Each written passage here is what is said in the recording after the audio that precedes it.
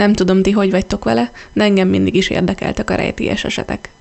Egyrészt azért, mert ott a remény, hogy valamiféle természetfeletti jelenségre találunk benne bizonyítékot, de ezzel együtt arra is megvan az esély, hogy maga a tudomány is képes megmagyarázni a jelenségeket. A következőkben egy olyan rejtélyt járok körül, amellyel külföldi és magyar cikkek is rendszeresen foglalkoznak. Ez a mai történet az Anji-Kuni rejtélyről szól. A híradások szerint 1930-ban a kanadai Nunavutban egy inuit, azaz eszkimó falu teljes lakossága nyomtalanul eltűnt. A kihalt faluba érkező felfedező pedig döbbenten vette tudomásul, hogy néhol még a tűz is égett, ráadásul 7 halott kutya lesoványodott tetemét is megtalálta. Minden jel arra utalt, hogy a falu lakossága mintegy 30 fő egyik pillanatról másikra tűnt el. A krónikák megmagyarázhatatlan és kísérteties fényjelenségekről is beszámoltak. Számos találgatás látott napvilágot az esettel kapcsolatban, és egyesek már úgy sejtették, hogy ufók rabolták el az inuitokat. Azt azonban kevésbé tudjuk, hogy a tudomány is foglalkozik ezzel az esettel. Hogy hiteles választ kapjak kérdéseimre, nem fordulhattam máshoz, mint dr. Vassányi Miklós filozófushoz, akinek egyik legfontosabb kutatási területe az inuit vallástörténet. Vassányi tanár úr segít nekünk értelmezni az egyes megfigyeléseket, magyarázatot ad a tudomány szempontjából a megmagyarázhatatlannak vélt jelenségekre, de arra is tanácsot ad, miként kezeljük, hogyha hihetetlen történetekkel szembesülünk. Tanár úr, hogyha összeállítanánk a rejtélyes eltűnések top 10-es listáját, akkor az Anji-Kuni rejtély bizonyosan szerepelne benne. Időről időre olvashatunk is róla a nemzetközi sajtóban.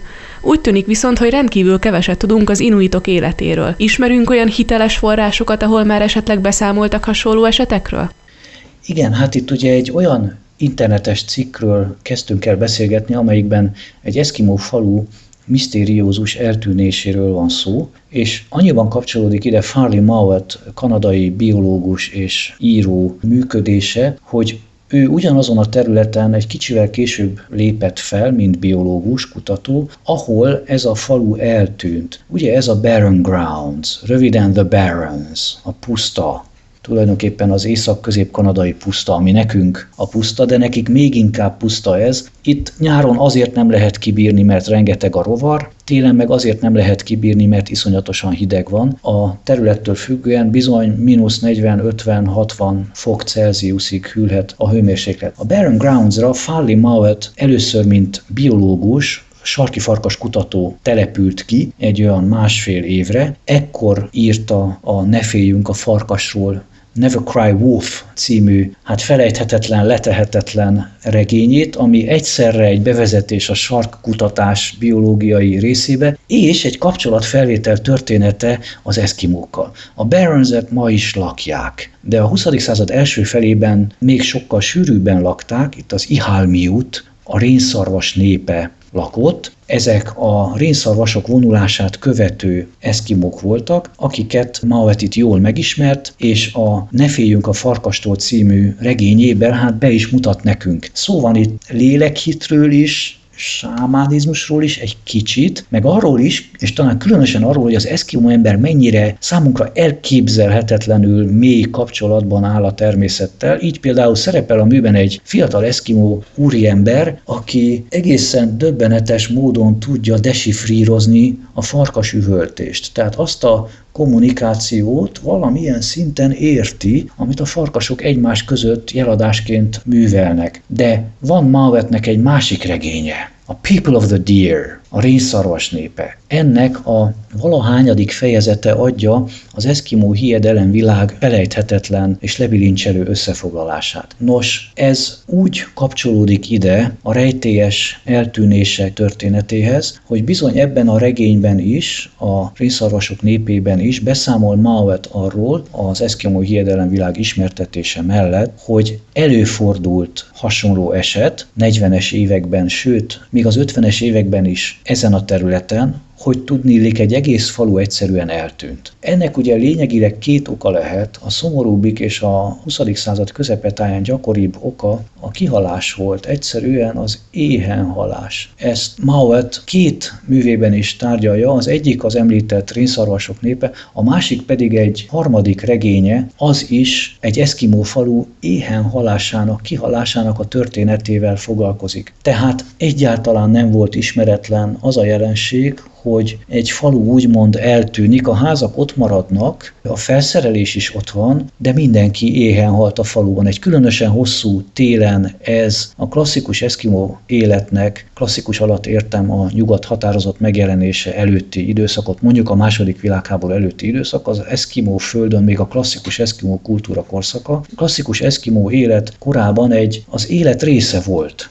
Az, hogy a falu kihal, éhen hal, egyszerűen éhen hal. Csak hát ebben az esetben a tetemek, a halottak ott maradtak. Most ugye ebben az internetes cikkben, ami az 1930-as években az Anji-Kuni-tó környékén történt eltűnésről számol be, hát ebben ez nem így van, mert itt ugye állítólag, itt arról olvasunk, hogy eltűnt mindenki a faluból, de halottakat nem talált az ideérkező trapper, és még a sírokat is kiásva találták, és égő tüzet hátrahagyva találtak, de eltávozásnak nyoma sem volt sehol, tehát ez a történet úgy van beállítva, mint egy klasszikus UFO történet. És az indoklásban azt olvassuk, hogy ugye furcsa fényjelenségeket is figyeltek meg közeli más trapperek, no hát erről viszont az juthat eszünkbe, hogy a sarki fénnyel állhatunk szemben. Ez egy igen könnyű magyarázat lenne, legalábbis a furcsa fények megjelenésére. A sarkkörtől északra mindenütt előfordul a sarki fény jelensége,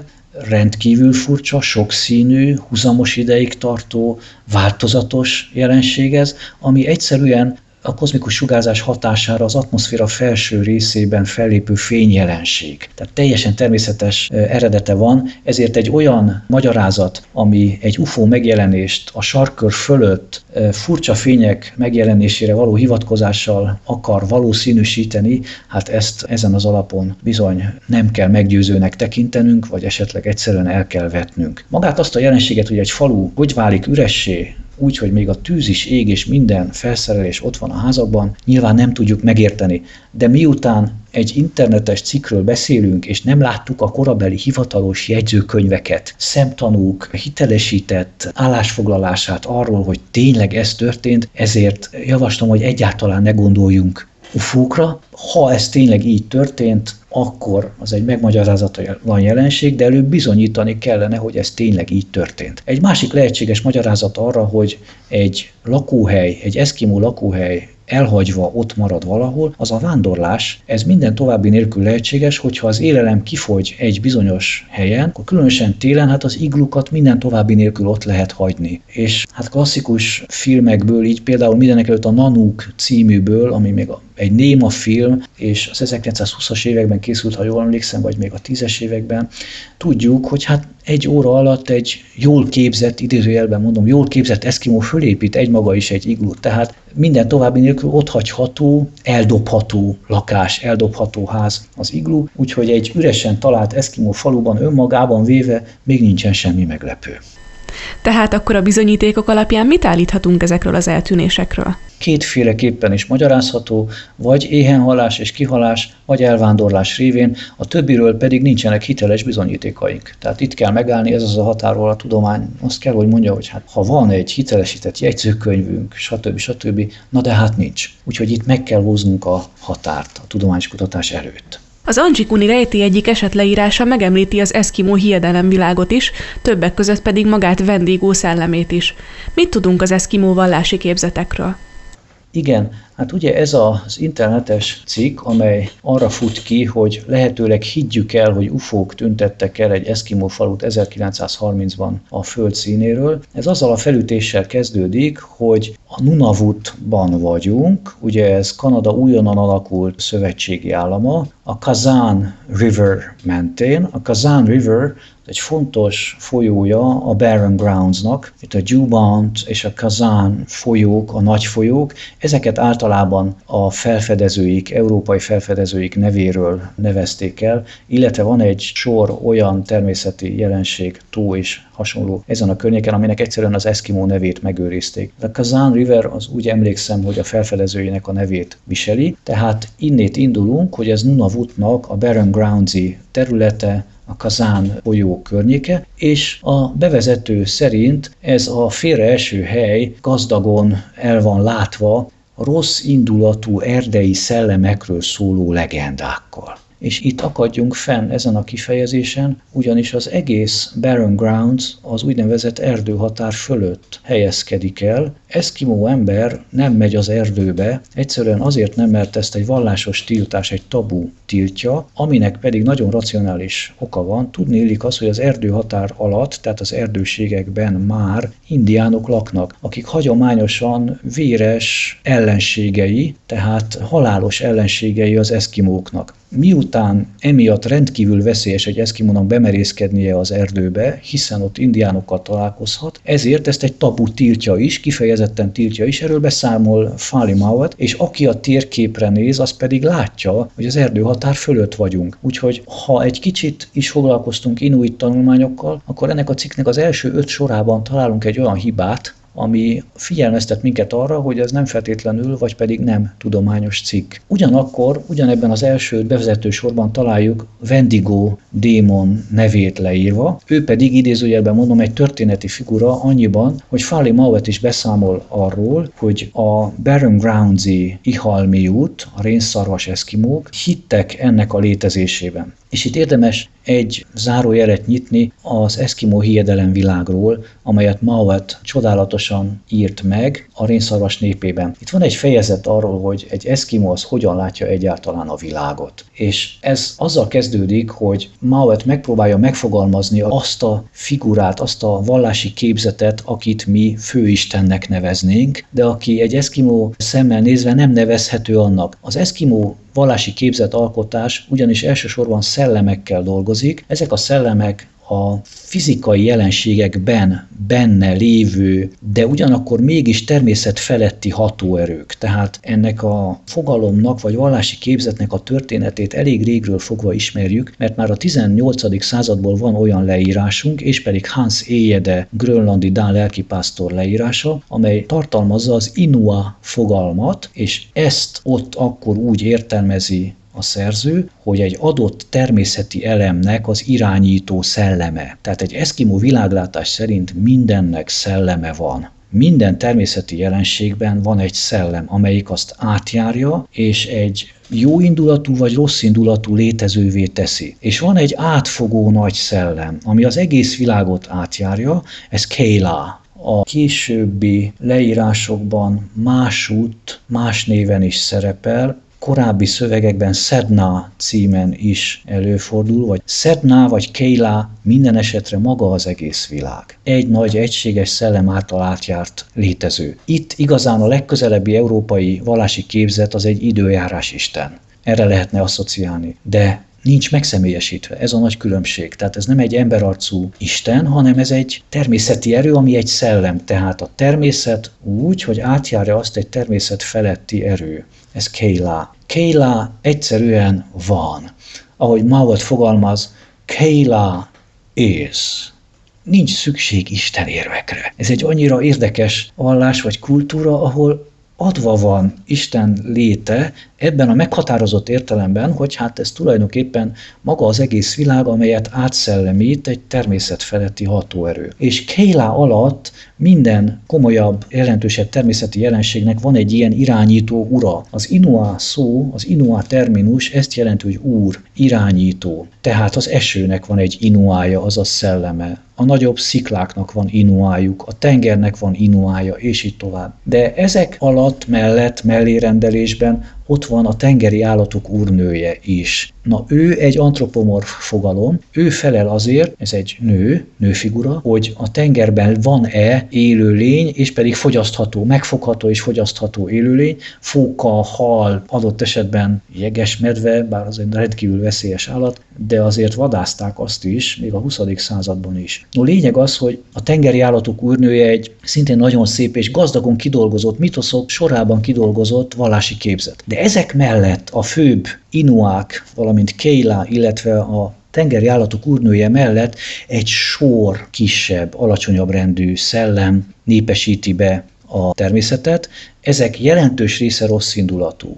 És ezek egyike a Wendigo, ő egy ilyen haláldémon, aki állítólag elvileg élve zabálja fel az embert, hogyha egyedül találja. Ilyen démonokból főleg rosszindulatúakat ismer az inuit, úgymond mitológia, de aztán van egy különösen kritikus kategória is itt, vagy egy különösen kritikus jelenség, ez a visszajáró halott ember, amit úgy neveztek, hogy inu. Tehát szemmel látható, hogy ugye az inuának is, meg az inunak is, meg az inuknak, illetve inuitnak is közös a gyöke. Szóval itt minden esetben egy olyan emberképzetről van szó, amit egy adott fogalom aztán pontosabban meghatároz. Az inuk az az ember, az inu az egy halott ember, aki visszajár, magyarul kísértett szellem, és az inua az pedig egy mondjuk így, hogy egy úr, aki egy természeti jelenség ura, ennyiben ő több, mint ember. Nos, ilyen inu megjelenés, tehát most a kísértetről beszélünk, Farley Mowat le is ír, ez rendkívül érdekes. Ő nem látta ezt a jelenséget, ez is érdekes, de az eszkimók látták. És az döbbenetes ez a leírás. Aztán még ide tartozik az egész sámánizmus. A maga praxisával, végtelen érdekes gyakorlataival. Ugye Mowat is leír ilyen sámánt működés közben, de a legkorábbi leírásokban már ott találjuk, mint a legkarakterisztikusabb eszkimó vallási rítust, gyakorlatot, a sámán működését. A sámán lényegileg egy szellemhívó, a neve eszkimóul ezt jelenti, angekok, a dán forrásokban on the maner, akinek az a sajátos képessége van, hogy fel tud idézni szellemeket, akik őt segítik. Tehát ezek segítő szellemek, minden komolyabb sámánnak van 3, 4, 5, 6 vagy több ilyen, akik az ő céljai elérésében segítik őt. Ezek a célok ugye tipikusan a gyógyítás, elveszett tárgyak megtalálása, illetve az időjárás varázslás, vagy az ilyen céllal végrehajtott utazás a tenger mélyére, az élelemszerzés céljával való utazás a tengeri állatok úrnőjéhez, és így tovább. Úgy tűnik, hogy a mindennapi információ rengetegben szükségünk van egy vezérfonalra, ami segít bennünket abban, hogy az információt megfelelően értelmezzük. Tanár úr, mit tanácsol nekünk? Hogyan fogjunk hozzá egy ehhez hasonló, hihetetlennek tűnő jelenség értelmezéséhez? Hát talán John Locke filozófiájához fordulhatunk ilyen esetben, és ennek jegyében ne higgyük el. Ez az első számú parancsolat. Locke azt mondja, hogy az értekezés az emberi értelemről 4. könyv 18. fejezetében, hogy a hitet mindig ellenőrizze az ész, és ami kifejezetten ellentmond az észnek, azt ne higgyük el. Csak azt higgyük el, ami az észnek nem ellentmond, hanem ami adott esetben meghaladja az észt. Fontos, hogy Locke filozófiája ismeri ilyen kategóriát, ez a supraracionalitás. Nem az irracionalitás, hanem a supraracionalitás, a racionalitást meghaladó jelenség vagy tétel szférája. Van ilyen, de amikor egy olyan hírt hallunk, amelyet nem látunk kellően bizonyítva, amelyre nincsenek bizonyítékok, amely adott esetben ellenőrizhetetlen is, igazolhatatlan is, meg cáfolhatatlan is, akkor azt ne higgyük el. Attól határoljuk el magunkat, és csak azt higgyük el, amit bizonyítékok támasztanak alá, és ami nem mond kifejezetten ellent az észnek.